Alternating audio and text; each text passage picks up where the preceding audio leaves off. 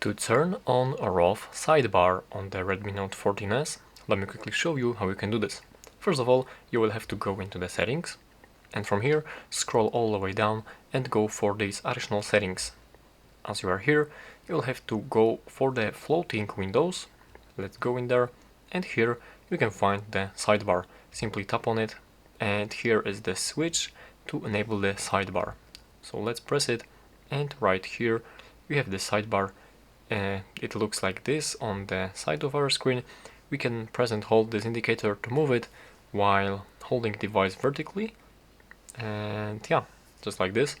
And now we can open this sidebar by sliding from the edge of the screen towards the center, just like this. And here there are all of these applications or other things for the sidebar.